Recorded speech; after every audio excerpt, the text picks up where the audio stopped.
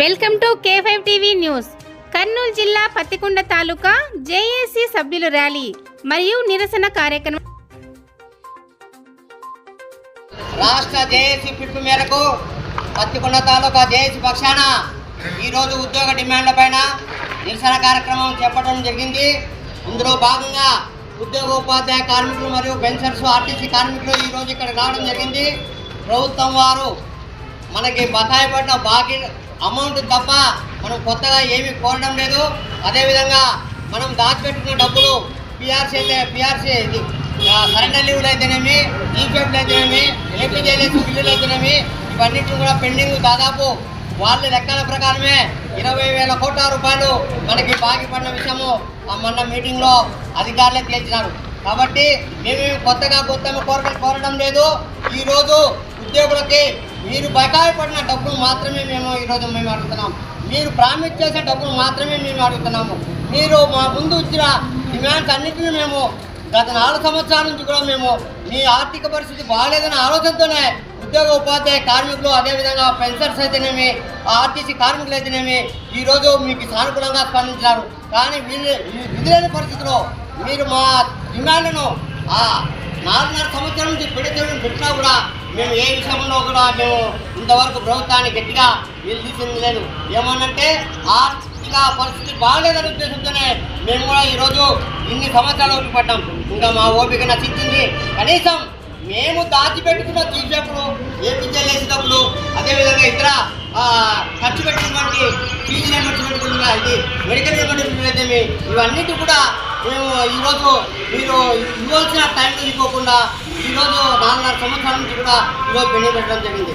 అదేవిధంగా మీరు గవర్నమెంట్ వచ్చిన తర్వాత డిఏ బకాయితేనేమి, పిఆర్సీ బకాయితేనేమి మీరు చెప్పిన భాగంలోనే మీరు ఇచ్చిన జీవోలన్నింటినీ తుమ్మిలో పెట్టి ఈరోజు మీరే జీవోలను అమలు చేయకపోకుండా మాకు కేవలం మా కడితుడుపుగా ఏదో ఒక డిఏ ఇచ్చి ఈరోజు మిగతా డిఏలన్నింటినీ కూడా పెండింగ్ పెట్టి మీరు ఇచ్చిన జీవోల ప్రకారము గత 6 నెలల నుంచి కూడా మీరు బకాయిలు చెల్లిస్తామని చెప్తూ జీవోలు కూడా ఇష్యూ చేశారు. కానీ యా కోసం కూడా మీరు ఈ రోజు వరకు ఉద్యోగోపాధ్యాయులకు న్యాయం చేయలేకపోయినారు. కామ్రేడ్స్, ఈరోజు మనం ముఖ్యంగా ఈరోజు సభ్యులందరూ తెలియజేసేది ఏమంటే ఇదే విధంగా మనం రాబోయే కాలంలో కూడా గవర్నమెంట్కి ఏం వ్యతిరేకం కాదు.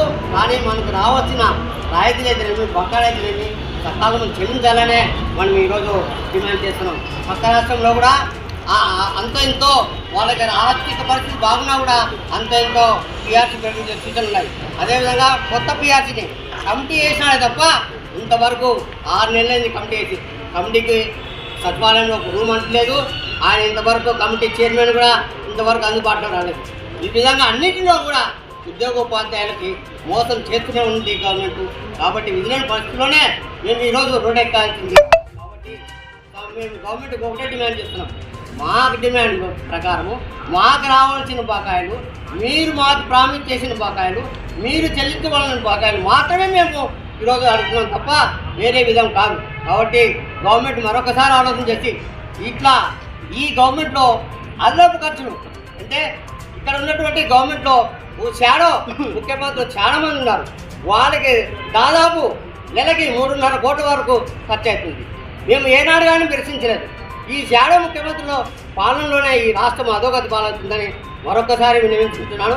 దయచేసి సీఎం గారు మా సమస్యలపైన సానుకూలంగా స్పందించి మాకు రావాల్సిన డబ్బులు అయితేనేమి, మీరు ప్రామిస్ చేసిన డబ్బులు అయితేనేమి, మీరు బకాయి పడిన డబ్బులు అయితేనేమి సకాలం చెల్లించాలని కోరుతూ రాబోయే కాలంలో కూడా రేపటి నుంచి జేఏసీ ఏదైతే పిలిపిస్తాదో 14వ తేదీ ఈరోజు 15, 16 లంచ్ అవర్ డెమాన్స్ట్రేషన్ ఉంటుంది.